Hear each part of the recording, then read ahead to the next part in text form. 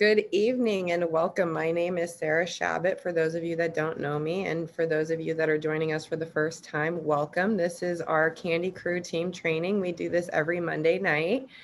I am just so excited to be here tonight. I decided to kind of change things up this summer and reach out to some friends and some new friends like Mike that I've gotten to meet during this awesome opportunity that we're all a part of here at APL Go.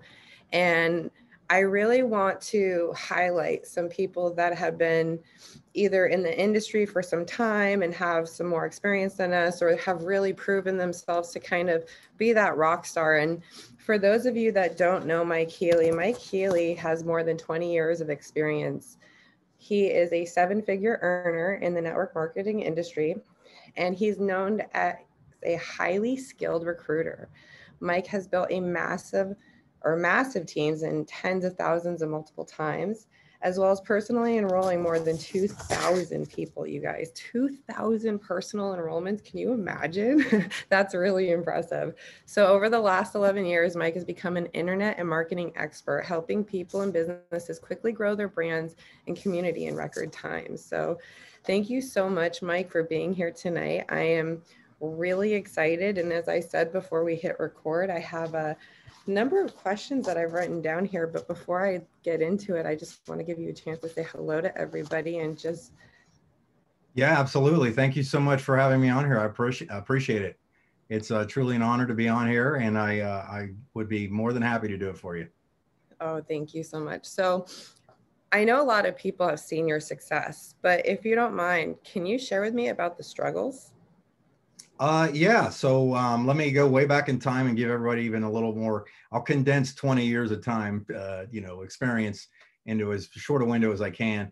So graduated high school. This is how far back we're going. I'm 53 right now, so I've been out of high school about 36 years, 35 years. Actually, my 35th year, what do you call that? Reunion's coming up. Anyhow, didn't have any. I was supposed to go to the military. Broke my leg when I was a senior. So I got discharged before I even got in. Didn't know what I was going to do because that was my career path. Ended up getting in the bar business because I was a stocky guy. Became a bouncer and bartender for about 8 years. And then somebody invited me to a network marketing opportunity meeting at a hotel where a guy gave the worst presentation you've ever seen in your life. It was the most boring thing I ever sat through. I wish I would have been at the bar drinking while I was sitting there. And at the last minute out of I think it was about an hour and a half long, like the last 10 minutes, they talked about the income and just something clicked. Like it just was like, wait a second. And then I met some of these guys after the meeting, and most of them didn't appear like they had any major skills that I didn't have. They didn't have any business backgrounds. In fact, the one guy that gave the presentation. I mean, I'm not putting farmers down or anything, but he was a farmer, and that's what he did. And so it appealed to me, and I thought, hey, this is going to be awesome. I'm going to be rich by the weekend, and so on. And so I ended up getting into that progressively. I was able to work that first one to the point that I basically hated my bar career enough that when I got my first check, 3 months, it took me 3 months to trigger my first check. And when I got it, I quit my job bartending and said, it's real, I'm going full time. And basically I starved for the first year and a half trying to get that. So I would never recommend that to anybody, but that's kind of how I launched. And then periodically, over the period of time, I ended up getting obviously more and more skills to the point that I started learning. I was very much a student of the game. I asked everybody questions. I was always interviewing people. I was always going to all the events I could get in front of. I was always taking notes, the whole 9 yards. And I just wasn't shy about it. That was kind of the biggest thing, is if I wanted an answer, I would ask until I got it. And if you gave me the answer and I didn't know what it was or I didn't understand it, I would ask you again. I usually get an A for follow-up. And then over a period of time, I just stayed consistent. Probably took me 10 years into the industry. I actually said, I'll never do it again. I quit and I actually got a job, which is the first job I'd had in 10 years. Personal training. And then someone again talked me into taking a look at something, and I said I wasn't going to do it, didn't want to do it. And then they ended up talking me into going to an event. And I went to the event, and that little spark of hope that was just buried somewhere under the embers of life. They blew on it, and it kind of sparked a little flame. And then I ended up going there to that meeting, that one, and coming back a year later to that same event, making, over 10 grand a month. And they talked about me on stage and the whole 9 yards. And my wife and I, Stacy and I, got to be on the cover of their magazine, and so on. And so then, just throughout the years, and then 11 years ago, I started understanding that the internet was probably not a fad. I started picking up some skills on the internet, learning some things, and just, kind of how I could implement the old school strategies and principles using new school technology is really what it came down to, and just really, really went at it. So that's kind of me condensing 23 years, 24 years worth of networking experience into a nutshell. So you can ask me anything you want tonight. There's nothing's off limits. So you can ask me anything. I'll tell you straight up. And that's why I think people like me when they, usually hear my trainings, is I don't sugarcoat a lot. I love when people are authentic and they don't filter, because I'm the same way. So I really appreciate that. And like I said, I don't have necessarily an order to these or a rhyme or reason why I put them in the order I did. But if you could go back to when you first started, knowing what you know now, what advice would you give yourself? Dream bigger, faster. I love that. Dream bigger, faster, because, because you're bombarded with stuff and people, and you're most of us are conditioned the whole 9 to 5 thing, and we're not going to beat around that one. And when you have the opportunity, in fact, the hardest thing I had to overcome in the first company I was in was, I was 27 years old. I've been conditioned that I literally did not know anybody that made more than maybe $50,000 a year. Like maybe the boss, my manager of my clubs maybe was making that, and he might as well have been a multimillionaire to me at that point. And it took me a while to believe that there was bigger possibilities. And then when you start associating with yourself with people that are thinking in that level, because, everybody jokes around about, birds of a feather flock together, and your income is going to match your 4 or 5 best friends' income. Well, if you look around and your income is going to match your 4 or 5 best friends' income, you had better choose the right friends. Now, I'm not saying there's nothing wrong with association of people that add value to you or encourage you, but there's a different way of thinking. Like, it just people at a higher level of income and a higher level of fitness and a higher level of whatever it might be, think differently. Like it's we can teach skills all day long, but in my opinion, it's your thoughts that are going to get you that next level, where you got to just believe in, you start to be around these people that have experienced it and so on. That's why events are so important, and why I've always gone to those, and getting even on Zooms like this, because you can hear from people that have experience, and you can start taking it to that next level. And I mean, when I first was in networking and they were talking about, hey, that guy's making, 10 a month, this guy's making 50, this guy's making, and then we're talking monthly incomes. And it's just like, when you've never had that, it's kind of a paradigm shift. So you just kind of have to change your way. So anyhow, that was a very long-winded answer of what you asked. But, I believe that thinking bigger, faster, and associating with the right people is kind of the key thing right out of the gates. I love that. So I know that you partially kind of answered this next question in your answer before this, but how has network marketing changed your life? I guarantee you it. So in the order of life changing, it'd probably be Jesus, my wife, network marketing, that kind of thing. Because my wife, thank God for my wife, Stacy, because she was very supportive the entire time I was doing networking. We actually met in the bar business. We're both from Columbus, Ohio, and we met at a club in Dallas, which is crazy. So I had to go all the way to Dallas to find a girl from Columbus, which is kind of weird. But she was always been very supportive. And what was the question? I rabbit trailed again on my thought there. How has network marketing changed? Oh, I'm sorry. That was, geez, a waste. Attention span. Good job, Healy. So what happened was when I got into networking, again, what it did is it changed my thinking. And I had never had any habits of reading. Like the first network marketing book I ever read, or not the first book I ever read, was All You Can Do Is All You Can Do, but All You Can Do Is Enough by Art Williams, that was recommended to me by the #1 money earner in the first company, right? And I dove into it. I read it for the first time. So the personal development skills. See, the thing is, I think one of the misconceptions is a lot of people don't understand that personal development is first and foremost. Like Jim Rohn always talked about that if you work harder on yourself and everything else falls into place. And I think that was it. I mean, I had to get out of my comfort zone to public speak, because I knew that the guy in front of the room was probably making more than the guy sitting in the chair.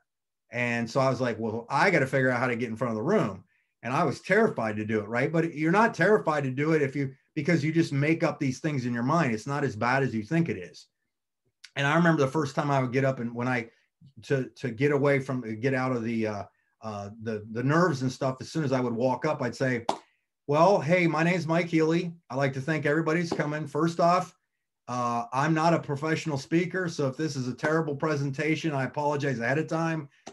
So we're just going to go for it. And everybody would chuckle. And if I did good, they loved it. If I was terrible, I already warned them ahead of time. So, I was good to go. But anyhow, for the personal development, but networking changed my entire path and career. And almost everybody, all my best friends, like 99% of them, have come through the network marketing industry. Whether it was a company that I'm not associated with, I'm still friends with people that were in 25 years ago with the first company I was in, 24 years ago. Very good friends with some of these people. I was scared to death, like I said, public speaking. I proposed to my wife at a network marketing event, a meeting with 2,200 people in it, because I was like, if I could get up in front of the room and propose to my wife, then all the other public speaking should be much easier than that. And, I'm still business partners with the guy that ran that meeting and let me get up on stage. Like, he remembers that and stuff like that. So it's been, I could go on and on about the benefits of the personal development side, but, obviously, if you increase your skills, you usually increase your check because you're adding more value to people. If you know more, you add more value to people. So I love that. I love the story about you and your wife. So what would you say to someone struggling with belief issues? It's a good question. It's a real good question. Usually belief issues, and it just in my theory, my opinion, a lot of belief issues come from your past, of the people that you gave authority to speak into your life, right? What I learned was you now have to earn the right to speak into my life of something I'm going to receive or not, right? And back in the bar business, we were allowed to just punch people in the head. I'm not allowed to do that anymore. So I have to discern this a little better. But I've had people. I remember a guy said that at a meeting. This was a really powerful thing. This was quite a few years ago. That I hosted the meeting. It's about 50 people there. End of the meeting, everybody's chit chatting and stuff. And I'm standing there talking to him, and he's getting ready to probably make a decision. And another person who was in the business walked over and got all excited. People get excited. They want to add their 2 cents and stuff like this. And this guy just my guy, Paul, asked me the question directly, but my guy, Wes, interrupted. And he looked at him and said, I didn't ask you the question. I need you to keep your mouth shut.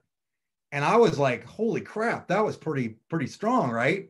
And so then he did. The guy he just continued, and I answered his question.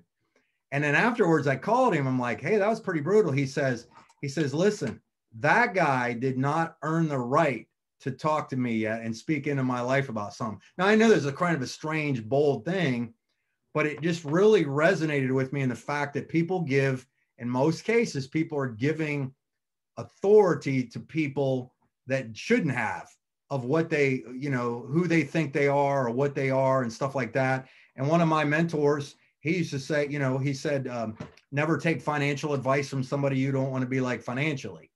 There's everybody, Billy Bob Brokenpour's got a bunch of theories on how business works, but he can't rub two nickels together. So that's kind of how I look at it. So anyhow, rambled again.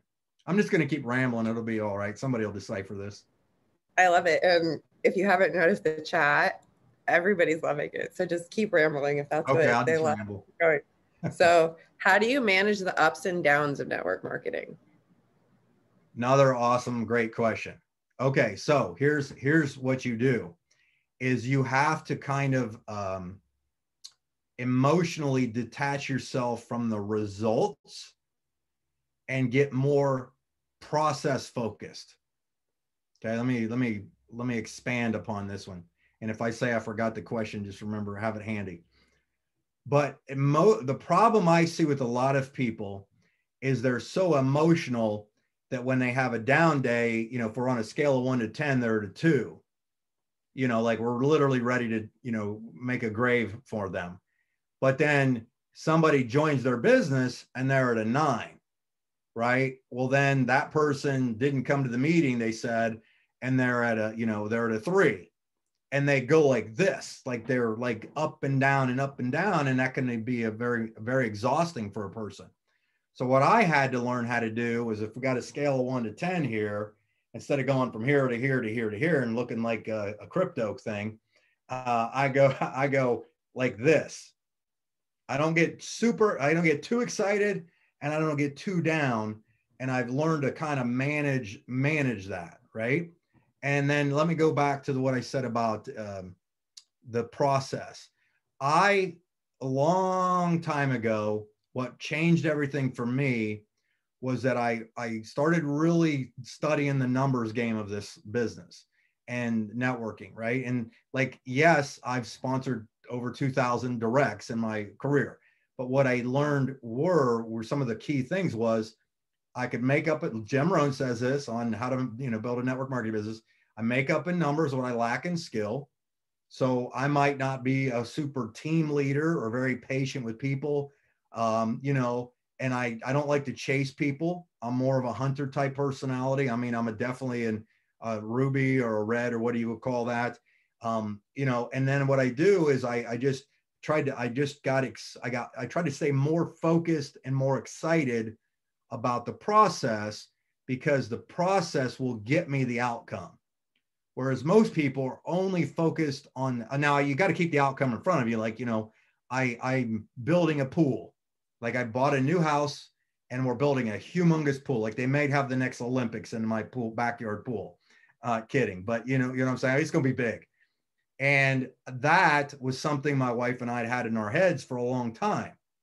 But I had to be, that was my kind of my big goal, but I had to get excited about the process, because if you start to understand the process and you stay with that thing. And that's probably why working out ever since I was probably in middle school helped. I understood that it was a process, that it was, you had to go through the pain, no gain kind of thing. And then I learned that I could do certain things, right? I focused only on what I could control, not what I couldn't control.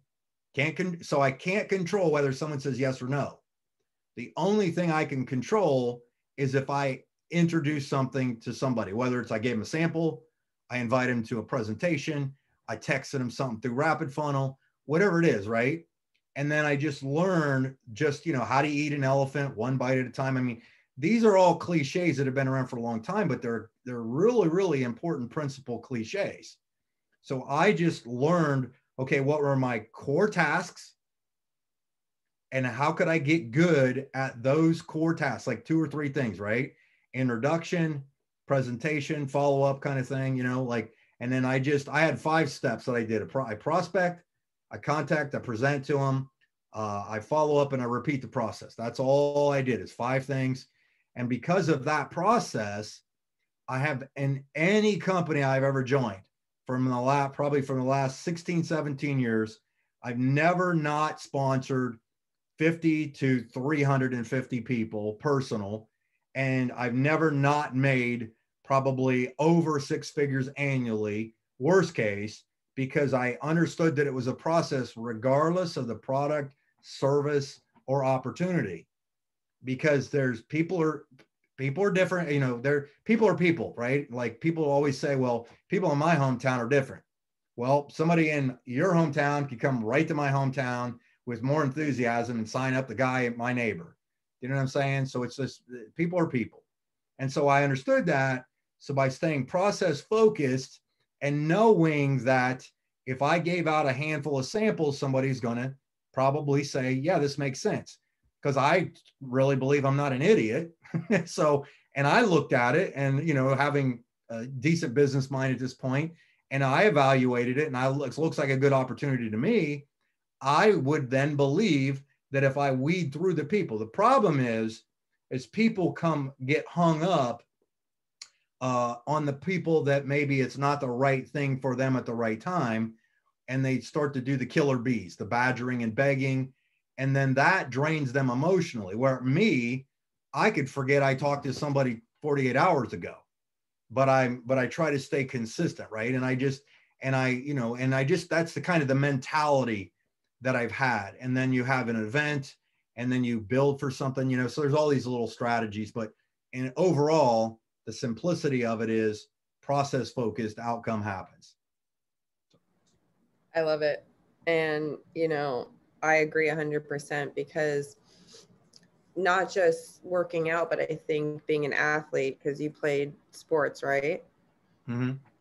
I think that in any situation, I love that you said that you have to focus on bettering yourself because you have no other control of anybody else. So I had to repeat that because I feel like we really need to remember that, you guys, and timing isn't always right for everybody. So that too, I want to just pull out of what you said. I'm going to expand on that. I'm going to jump. I got something here since you said that about the athlete thing. So might be a dorky story, but it's important to me. And so you're going to hear it. Here's the other thing that I've learned to do that's helped is I make mistakes fast and furious. Okay. Too many people take it so personal that they're like, oh, well, what if I say the wrong thing? Or what if I do the wrong thing? Right. I just learned to get myself out of the way. But back to the sports thing. The other thing too, is when I learn a skill, one of the most important things or something I'm missing or something I'm not good at, I try to find the solution to it, figure out what the skill is, and apply it as fast as possible. Okay. So here's my example. I play racquetball a lot. Now I used to do MMA, but now I'm 53 and getting punched in the face is not as much fun as it used to be. And it takes much longer to recover from that. Right. So I played racquetball since I was probably about 10. So I'm a good racquetball player. Right. But recently I hadn't been. I just kind of have been slack, and I hate to lose. I hate to lose. I hate losing more than I even like winning, and there's a difference, right? And so I decided I'm not going there anymore and losing. And so what I did is like, okay, what do? I went on YouTube and I looked up professional racquetball matches. And literally for the last 2 weeks, probably an hour a day, I have been watching professional racquetball matches. What am I doing wrong? Where do I put my feet? Well, you know, and I can do most of the stuff. I just was missing these little fine-tuned points. So I had the basics, but I just needed to hone the skill a little bit. So a guy I never beat, who's kind of a douche, sorry. I've been wanting to beat this guy so bad, it's not even funny. It's one of those, and I'm pretty, you know, but anyhow, I played him today, right? And he's cocky in the whole 9 yards. And I was down 8-2, and you played at 15, rallied back, tied it up 8-8, scored 4 more on him. So I'm at 12. He got to 10, and I beat him. And I was like so excited. Well, then the next game we played cutthroat, which is 3 people. And I was down, we were tied 11-11. The other guy only had 3 points. And then I went up to 14. So I got to score 1 more point to win this thing. Right. And I hit it. We rally back and forth. I smash one, right? Like perfect shot, barely comes off the floor, and he calls what they call a hinder, which means that the point didn't count. And I knew he was just being him. And I'm like, are you kidding me? And so from remembering the racquetball stuff, and obviously I remembered how to hit these things from the racquetball thing, I hit a serve that's probably the best serve I've ever hit in my life. He couldn't touch it. And the other guy goes, justice has been served. And I walked out of there all happy. And I've literally told 5 people that's 6 people that today. Now I got all you guys, and you got to hear my dumb story too. But thank you. I see the lady with Michael clapping her hands. Cheryl. Anyhow, but you see what I'm saying? So what I did is I said, okay, I'm not getting the results I desire. What can I do to become better? I watched videos. I went the last couple of days by myself in the racquetball court and hit certain shots over and over and over and over and over. And then when it was time to apply it, bang. One guy on 2 days ago, I played, or 3 days ago, I played another guy, and he said, I crushed him. And usually it's close match. And he says, what have you been doing? I said, I've been watching YouTube videos on pro, and he kind of laughed like I was crazy. But again, this applies to this business. Is so many people just think they can join a company, and because the company has great products, that they're somehow going to miraculously fly off the shelves. But if you look at the people that have had the most success, it's not necessarily that they're the most skilled when they get involved, but they stay consistent in learning skills. They get better. You get better by applying those skills. You learn what works, what doesn't. You can tweak it. You can kind of course correct. And then you start getting results. And then when you're really cranking in the cash and everything, everybody looks at you and says, oh, you got lucky. So you have that to look forward to, oh, you're lucky. You brought over a team, or whatever dumb thing they'll say. But they never judge a person's harvest until you've seen the seed they've sown, buddy. Amen. So go ahead. So going back to APL Go, what brought you here? Cowrie Thompson. And I genuinely mean that. Okay. Let me give you a little more detail on that one. It's important in a lot of cases. There's a lot of people out there that are wondering why they're not getting more people. A lot of times it might not necessarily be an opportunity. It might be that you haven't developed as a person yet, because people follow leadership. So ask yourself this: how many leadership books have you read recently, or podcasts have you listened to? I mean, you don't have to read these days. You can get everything on audio. What are you doing? What are you doing that would allow somebody like me, to want to follow you? Right. And even though you might be brand new or whatever, so let me not, blow anybody's dreams up here, but maybe if you're new or you're not as skilled as you think you are, if you learn some of these leadership things, you start to think at a different level, which allows you to start communicating as a leader would communicate, which allows you to have posture to invite somebody to take a look at this thing better, and maybe introduce them to somebody like Cowrie or yourself, that kind of thing, right?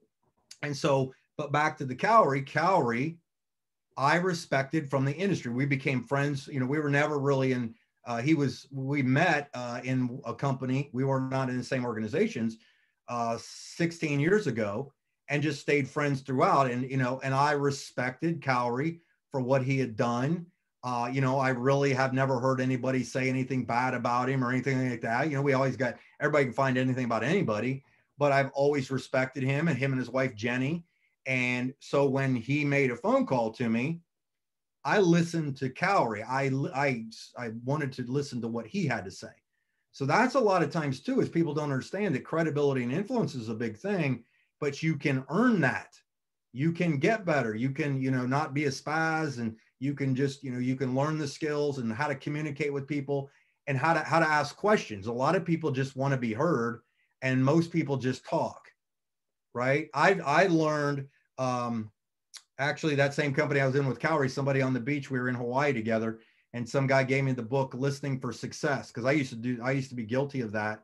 I'll just talk. Oh, you need to hear this. Interrupting them and all that stuff. And I just learned how to be a very, very good listener. And as I'm listening everything, it allows me to position all my answers correctly and ask them the right questions to get them on the path I really want them to take. And it's a skill. Listening for Success by somebody just asked it for me. It's on my bookshelf over here. Shapiro, Robert, I think it's Robert Shapiro, Listening for Success. It's about this thick. You can probably get an audio version on YouTube or something. But so anyhow, that was, again, squirrel, rabbit. It's Steve Shapiro. I Googled it really quickly. Steve, thank you. Yeah, but besides Kari Thompson, I should say, I love Kari, so I understand 100% where you're coming from. And we are all blessed to have Kari with us tonight. He's on here too. So Kari, I hope you're loving this love that you're getting right now. What about APL Go and the company or the product, maybe just overall? Okay. Yeah, sure. Let's, okay. So I'm no longer, I would probably assume that I'm no longer a rookie, and I'm also an internet guy. So I look at data. Like, you can't lie to me any longer about if a company's in momentum or not, because I know how to see Oz behind the curtain. Okay. And that's just a skill I picked up. I look at all kinds of stuff because I get pitched literally every day. Somebody's pitching me on opportunities, which is cool. I've earned that right. So it doesn't bother me. And I'm just curious as to what's out there. So I hear everything and stuff like that. But when Cowrie brought this company to me, there were a few things that stood out to me, right? Like, it was not a Me Too product. That was really significant, because I know I've been one of those guys where I was just in a service-based company where, you go, hey, you don't want to be doing those pills, potions, and lotions. But then when I was doing a product thing, I was like, hey, you don't want to be doing a service thing, right? So, it is what it is. But it was not a Me Too product, right? Like, I get, a lot of these are just rehashed ideas with a rehashed comp plan and things like that. So it's like, I've seen all these things. So you had unique deliverability of botanicals that have legitimate backing and science behind them. But then if you look up the actual science behind this product, it's insane. Like, it's really, really amazing. I mean, it's like they take botanicals, they put them in a thunderstorm, they embed them into these drops, and you absorb them with 100% absorbability, which is amazing, right? Like, that's just hard to believe. So if you think about that, so I then think from a business standpoint, this is a good tasting product. It's easy to sample. It's easy for people to talk about. I pretty much guarantee you no one's ever going to have a bad experience from it. They're always going to have some kind of positive thing because it tastes great. I've taken some nasty stuff in the day with supplements and stuff. But then you look at that. Then I found out that this was not a startup, even though I don't have the patience, tolerance, or I guess the thickest skin anymore for startups. Like, I just can't, that kind of thing. And here was this company was already 9 years old, had consistently gone up every single year. You can look that up on businessforhome.org. And here we were. They did last year with really, I don't even think the added U.S. sales were in that. They did like $125 million last year. Usually companies are started in the U.S. then branch out. So here's a company that's already worked out probably primarily most of the kinks, now launching in the U.S. So we got the advantage of that. The other thing too I looked at was the comp plan, right? The comp plan has to be something simple, because usually comp plans dictate behavior. And if you can just make it fairly easy for people to make enough money that's worth their while to refer to people's products, they're going to do it, right? Especially if they like it, they get enthusiastic about it, and they could share with it. So I started seeing that we had a really, really unique comp plan. I've written comp plans before, so it was good. The owner, I do like the fact that this is the owner, Sergey, is a maniac. And I lovingly say that. And the fact that, who is this dude, right? He's Houdini on one side. He's a network marketer on the other side. He's a real estate mogul. He's Russian. He's flying all over the place. He's catching people on fire at these events. I'm like, I got a party with that guy, right? And I don't even party like I used to. But it's pretty funny to see something, so you got a guy that's young, aggressive, goal-oriented, and obviously Cowrie gave me a lot more detail, which, was just amazing to hear how he had. And then You look at timing again, so we have the advantages of being in early on something without all of necessarily a lot of the hiccups and headaches. So then the last thing was back to my data thing that I'd started with is I then went and I look at website data, I look at keyword research, I look at traffic and stuff like that. And everything's everything's trending as a company I would like to see that's stable, growing, and probably got some serious and significant potential. And so here we are. I mean, really still, soft launch, whisper launch, or whatever. They really haven't even said we've officially launched in the US, even though everything's been running, clockwork. And I now know that they brought some new guys on, the new guy, James, on from corporate, that they got some great things they're doing there. And oh my gosh, I almost forgot this one. The last thing is systems. I'm such a huge systems guy. It's not even funny because I like to automate everything because you can make a job out of network marketing, and I never joined it except for the freedom possibilities. Like that was what I saw. All I saw was I could make a ton of money and be on my own. Where I see people that they're working more hours than they would have been working at a network, at a job, and I'm like, it's not fitting right. And so I always looked at systems. How can I automate this? How can I make it easier? Because automation is to your time, what compounding interest is to your money. And these guys came up, invested in this funnel, the Rapid Funnel app on your phone, which I've been an internet marketer for years. And I usually have to make my own landing pages, have to make my own autoresponders, have to make my own tracking, have to do all this junk. And for $19 a month, you're telling me I can have this with the best platform because people are more used to texting than anything else out there. Like email campaigns hardly work at all anymore. Like you get like a 2% open rate, but texting, people still open text, and you can send rapid funnel pages and videos, and you can even add your own stuff. So if you add all those things together, it's everything you would want in an opportunity in a company.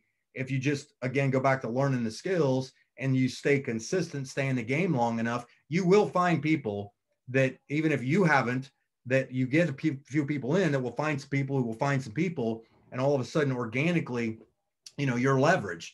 So that was a pretty long-winded answer on how I met Cowrie, right? So Cowrie said, yeah, talk to me. And I blew Cowrie off for 6 months, just to be clear. He contacted me when they were first potentially launching in the US. And I'm like, lozenges? Or like, come on, please. And I said no. And then I just blew him off, and I was doing some other stuff, and, and I was moving and all that. And then he got back to me, sent me another text. And again, it did come back to Cowrie. He was very low key about it. He didn't call me anything, that I was dumb or anything. And then he just said, hey, I just want you to take a good look one time, and then I won't bug you again about it.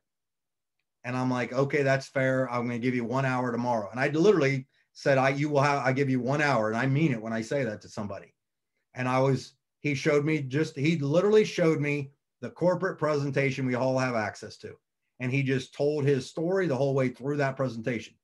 He just told his story as this went right through it, sped up through some of the things that were really just irrelevant, but slides in there. And I said, okay, I want you to talk to my wife tomorrow because she's going to help me make this decision. And I was pretty excited about it. But then I was like, okay, am I excited about it because I want to do something bigger with networking, or I want to do something, and I didn't want that. And my wife, she doesn't sugarcoat anything. She has no filter. And so I said, Stacy, and so I scheduled it with Cowrie, and he gave a presentation to me. It was like 50 minutes long. And she looked at this, she goes, man, this looks pretty amazing. You should probably do this. And I'm like, it's all I needed to hear. And then boom, that was it. And the rest is history. And I've been in since, I think beginning of February, end of January, something like that. So it's going good too. That's incredible. I heard lozenge and I laughed too. So, But when you taste them, you're like, man, and then when they work, you're like, holy moly, we got something here. Cause I had, I eat spicy food, and I go to Chipotle way too much, but I'm still going to do it. And I like the hot sauce on there, and I literally will eat the whole burrito. And I did like 2 days in a row. I ate these big burritos, and ice came to my doorstep from Cowrie. He'd sent me a box while I was waiting for mine. And he said, well, I said, what is it? He explained it, a couple that he sent me, and I popped 2 of those, 10 minutes. And I said, you know what, that's got to be a fluke. Can't be the lozenge. So I had another burrito the next day. Just got to test this stuff. Got to get your burritos in. Same exact thing. Heartburn, pop one, 10 minutes later. And it's never failed me. Like, it's never failed me that anytime I've ever had an ingestion, I don't know about it, whatever other people's results are, but ice for me is just like gold on that. Cause it just works. And a lot of times I just eat too fast. I love it. Yeah, same thing. C's conversation got the product. It worked for me. You can't make that stuff up. Yes, Dr. Aaron, it stood up to the burrito test. I saw her post text. That's so funny. What should someone starting out do in their first 7 days? You know what? I think that in your first 7 days, you should take the time to get your belief up, probably first and foremost. Okay, because I've seen a slide. I have a slide in one of my presentations, my training presentations, that people build to the level of their belief, right? So the problem you have a lot of times is, and I will take ignorance on fire over knowledge on ice every day of the week, but a lot of times you get people that just, like myself, face first through the glass, worry about stitches later. But the problem is a lot of people can't get up after they've done that and they've hurt themselves like the first couple of times, right? Like somebody joins, the kit's on its way, they start calling 5, 6 people. And if they don't have any credibility, they don't know what they're saying. A lot of times they'll kind of ruin their first couple prospects. So but it's different for everybody. Some people have enough skills.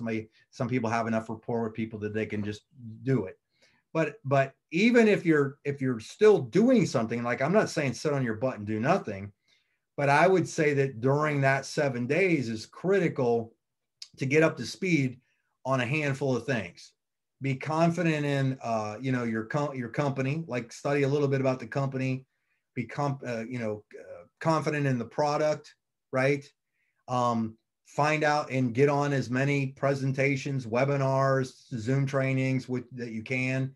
And then a lot of times I would recommend that if you do ask people to take a look at this thing, if you can, it does not hurt to do a 3-way phone call with somebody in your upline. And I always tell people, and I always try to get my team to just get me on a 3-way and not have any expectation of how it's going to go, because that's more important for me to hear how I talk about it than it is for the result. Remember the process, because if I can keep them in their coaching level, in their lane, then I'm usually good to go. So that's kind of important. So anyhow. Thank you. And so this is more or less my final, it's not so much a question, but more of a role play. If I were an old acquaintance of yours or a friend, and you were calling me up for the first time and you were notifying me about what you were doing here, how would that go? Ring, ring. Hello. Sarah. Hey, Mike, how's it going? Good. How are you? Doing great. What's going on? Excellent. Hey, listen, I just came across something and I thought of you. I am not going to take up any of your time right now because I know you're probably busy. Do you care if I text you some info? Absolutely. Go for it. Okay. I'm just going to text you a short video. If you get a sec, it'll take like 2 minutes to watch it. And then I'll follow up with you after that. But I'm trying to get this in front of you as quick as possible. Is that cool? What is it? If I told you, it'd be like giving you a haircut over the phone. All right, Mike, I'll watch it. All right. I'll text it to you right now. Okay. Sounds good. All right. Thanks, Sarah. Bye. Literally, I've made a ton of money doing that. Like, as dumb as that was, it works because curiosity killed the cat. Nobody likes to get spam. My whole thing used to be that I would make phone calls to people, do that exact thing, and ask permission to send them an email. Now I ask to send them a text. And by doing that, then I got your phone number because I just called you. You just said yes. You're expecting my text. and I'm going to get you, I'm going to meet you where you're at, where a good plane where we can text back and forth, because people just like to do that these days. So I just boom, boom, boom, boom, boom. And now I go to Rapid Funnel, send them a short video, because all I'm trying to do is continue the steps. I just want to start the process. I want to start the process, get my foot in the door, introduce you, say, check this out, and so on. And talk about a great system. All your follow-up data is right on Rapid Funnel, because I can click on it and see that you, or get a notification that said you watched the full video, or you watched 2% of it, or whatever. And I can follow up with you with the proper info. So then a lot of times you'll see people click on different things and start taking their own journey. Well, if I saw that you looked at product, I'm not sending you comp plan info. I'm gonna talk to you about what you want to talk about. And I've let the system help me dictate what that is. And it's saved so much time. Because think about this. How easy was that phone call for me to do with you? Just, well, not even a minute. Right. Okay. So all I did to launch this thing was, when I first month in, I basically sat around probably 4 or 5 days a week at around lunchtime. Okay. So I got my second round of coffee. I sit down, have some coffee. And then what I would do is I'd put on some music, and I would just make those phone calls, ask permission to text somebody. And then they would be like, yeah, sure, Healy, what's up? No problem. I said, look, I'm just going to text some. I just didn't want it to come randomly, that kind of thing. And they're like, that's cool. Okay, cool. And I'd talk to 5 to 10 people. And then I'd be out going about my rest of my day, rest of my business, doing whatever I normally do. And see, the problem is people don't take the time to keep that consistency going. They talk to 3 or 4 people today, then nobody the next day, nobody the next day, nobody the next day. And they're like, oh, I'm behind. I'm going to have to talk to 40 people today. And they try to condense it, and then they get burned out real quick, right? So I just try to stay consistent. I might do 3 days in a row and then take a day off.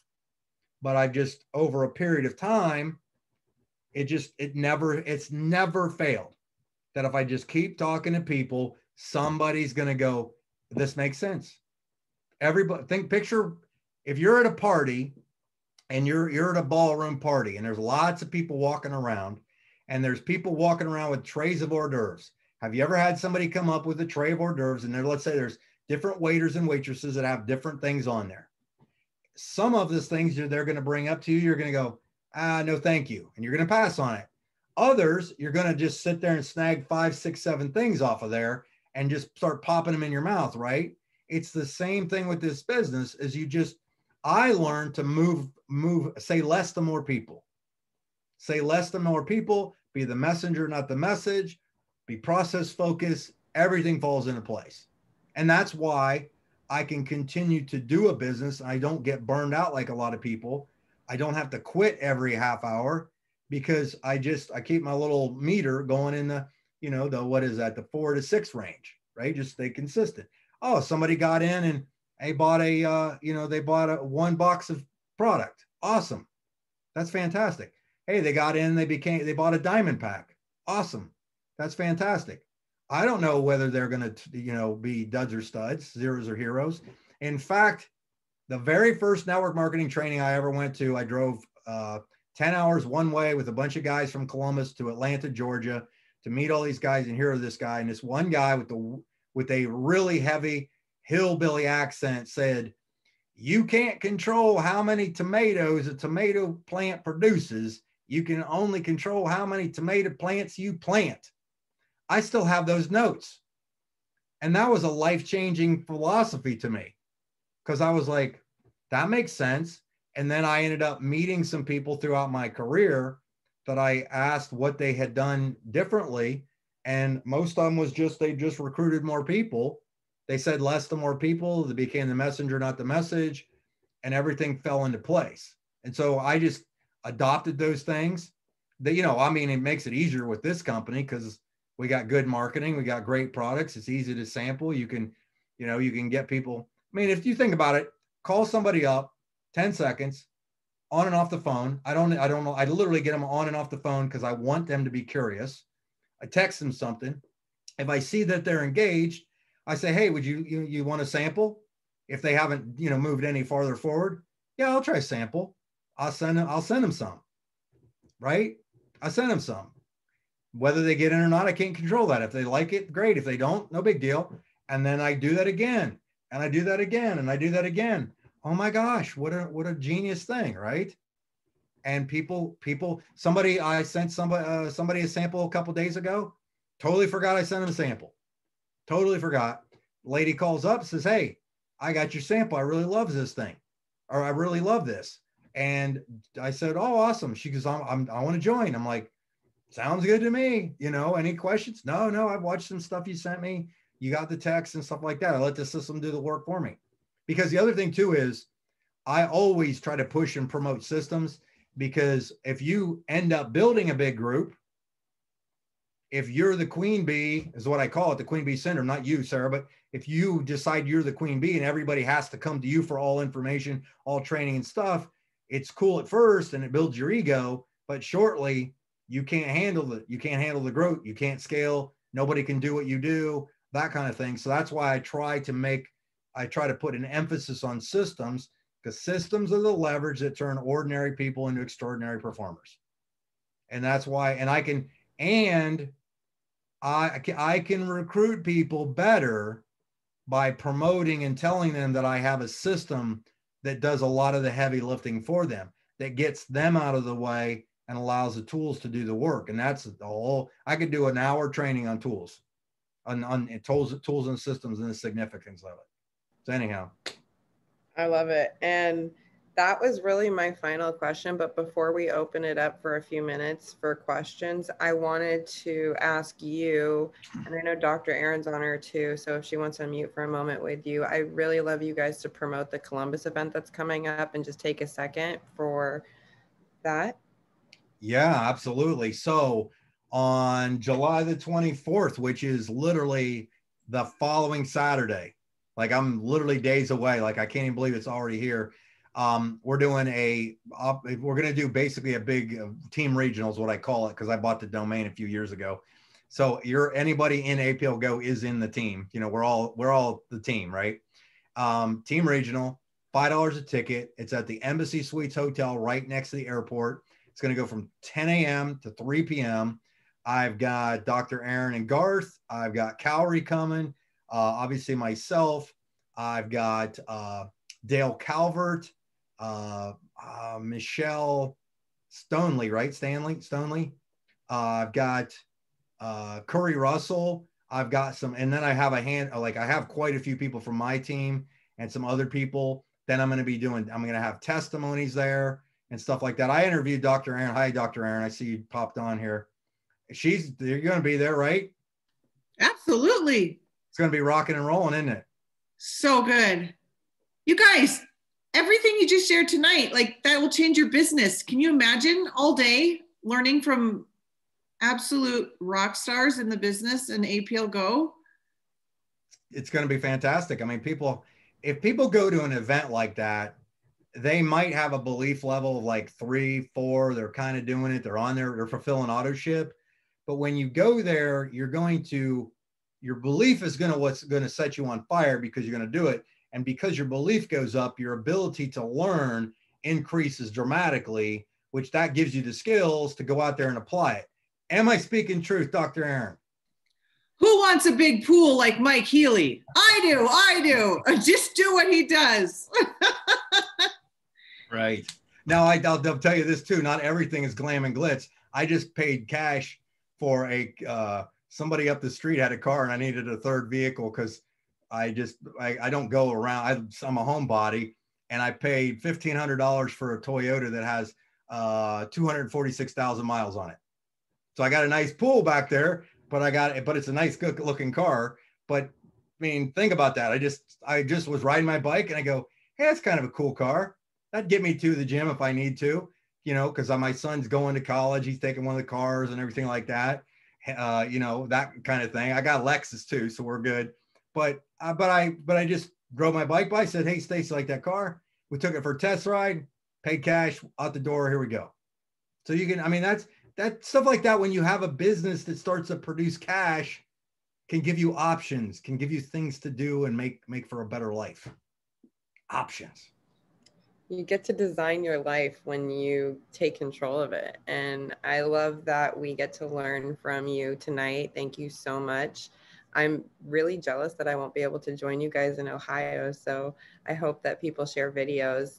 And I know we're going on 7 o'clock, 10 o'clock Eastern, but if you don't mind, we'll give everybody a few minutes if they want to unmute themselves and ask a question or two, and then we'll wrap up tonight. I see Sure, Dr. Aaron's raising her hand. Go ahead. Oh my gosh. Mike, that was incredible. Thank you so much. It's been so good to get to know you. Can you talk about why did you quit the first company that you said you were with after years? And what do you believe is the state of the industry? Like, what do you see? Wow. We're going, the very first company, why did I quit it? Yeah, you said you were with that like 6 or 7 years, like, and you were done with network marketing. What was that about? So in that first 10 years, I did two companies, I think, maybe 3. So I was with the first company for 4 years, and I just had worked it. And then I kind of saw the writing on the wall that I knew the company was going to be doing some things that were not beneficial to the reps. And I'd heard from some of the guys, because I was a nobody in that first company. Like I was just starting.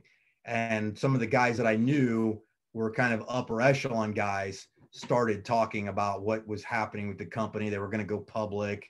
And sure enough, the company doesn't even exist to this day. So it was that stuff happens. I mean, you can't control everything, and that's a pitfall in networking, but it's also a really big thing. The reason I like network marketing is because I get to use just my people skills and use their millions and millions and millions of dollars invested in their company. And if I just do that and they keep their act together, we're good.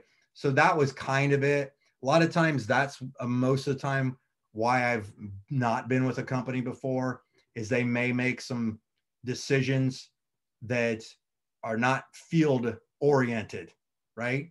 When companies and owners forget how they got there, how they got to success, and they start making adjustments that hinder, hurt the team, drop the incomes, things like that. I got issues with that. And at the same time, and I don't have a I don't have a beef about it or bones about it, that kind of thing. But back to the state of the networking industry, it is totally different than what it was when I first joined, because there's shiny object syndrome all over the place. And it seems like there's a new network marketing company popping up every half hour, right? Okay, so let me throw out something that's really, really important that you have to understand if you want to survive in network marketing in today's day and age. And here it is. The majority of people join a network marketing business for the product / and or opportunity, but they ultimately stay and or succeed based on the community and the culture of what they become a part of. Because in culture, community's the people, culture's how you do it. And there are plenty of people that are just there to eat the cookies, as we would call it, for the meetings, right? They're not going to go out and be heavy hitters or anything like that, but they're on auto ship. There's nothing wrong with that. That's what you want. You want that.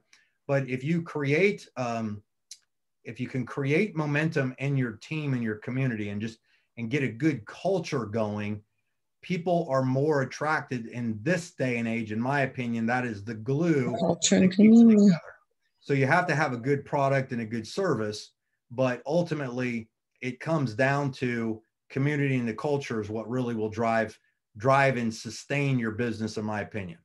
That's why it's nice to be consistent and stay out there in front of your groups, invite them to things. That's why I like to do events. I mean, now that things are no longer locked down, I mean, we're going to be able to do events, that kind of thing. And I mean, I'm not going to do weekly meetings or anything like that, because you don't necessarily have to in this day and age, but there's a time and a place to get your team together. I mean, when I get my pool in, we're going to have pool parties and pig roasts, and I finally figured out how to smoke meat and everything like that. I'm going to smoke some stuff and that kind of thing. So I don't know if I answered your question, Dr. Aaron, but hopefully I came close. Yes, good.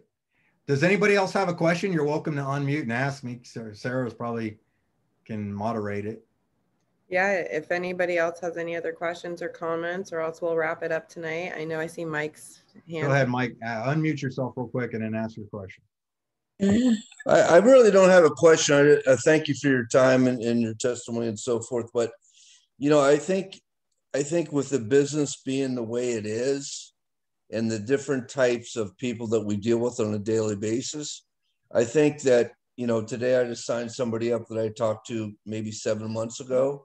I think the biggest focus for me and my team, and I don't see a lot of people on here tonight, my team, and obviously we're going to send this recording and so forth, but I think we just have to stay focused, patient, and realize that timing is everything, as we know. But I think we should just be consistent with just keep repeating and just keep reaching out to these people. Follow up. And follow up. Totally agree. Follow. Fortune's the follow up. Everybody's been saying that for years, and it's always going to hold true. So yeah, thank you for kind words on. Thank compliment. you. Appreciate it. Thank Monica and Chris. Somebody in Monica and Chris has raised their hand. Hi, my name is Chris, and I'm here with my partner Monica. This is a pretty direct question, and I'm a newbie to this, totally newbie. Just started, and you got to flip the camera. We just I know. switch thing. Here. There we go. Hey, sorry about that. Little privacy filter. We would like to know, have you ever been sued? And if so, what did you do about it? Have I ever been sued? Yeah. In what capacity? Like from a networking company? Or from someone who you've sold to?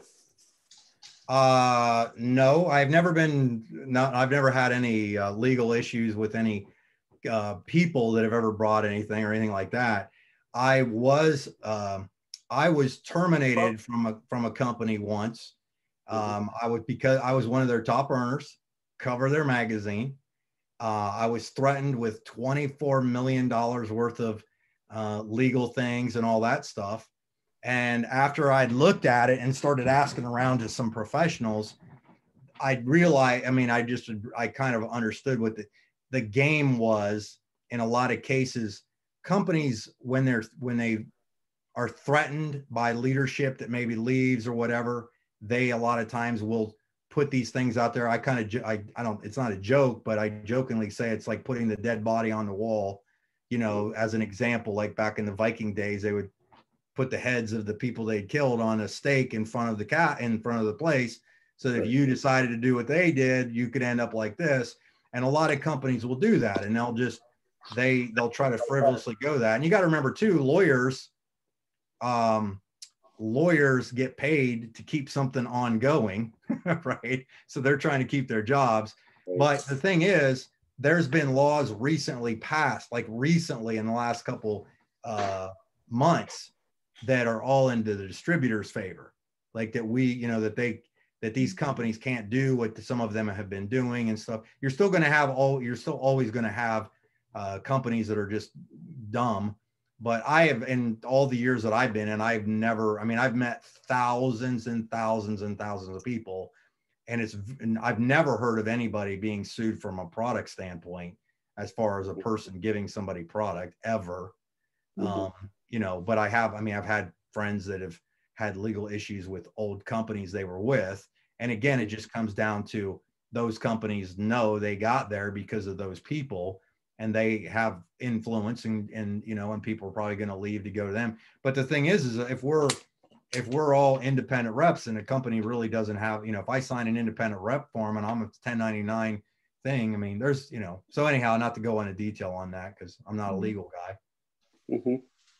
So no, I've never, corporate America has way more issues than we do in networking. So thank you for your answer. Yeah, no problem. Anybody else? I answered everybody's questions. They're just geniuses now. You left everybody speechless, Mike. It happens, right? It's all good. So I'm gonna stop recording. Mel, here. you gotta hold on one second. Mel, do you have a question? I saw Mel raise his hand. Unmute yourself, Mel. Oh, you're good. Hey, Mike, great job, brother. Thank you, sir. Yes, great to be here. And Mike Healy's training is above reproach. I've been with him for years, and he's the real deal. So I'm just glad to be here with you, Mike. Thank you, Mel. You don't have to say Saturday. that about me. You don't have to say that about me, but thank you. See you Saturday. You know, It's all he's good. speaking truth. And Mike, thank you so much for being on here tonight. You know, it's why I asked you to be on here. It is an honor to have you on the Candy Crew team training. I hope to see you on here again. I know this is your second time on here, so thank you for spending a little bit over the last hour with us tonight. And I can't wait to see pictures and videos from the event in Columbus, you guys. And we're not having a Candy Crew team training next week. I will be up in Seattle actually for an event that we're doing, an opportunity up in the Seattle area. So if you guys know people up there, let us know, because we'll have some stuff going on. It's next Monday night. And then Kari will be our guest the following Monday. So Nice. Very good. I'm going to stop. Awesome. Well, thank you for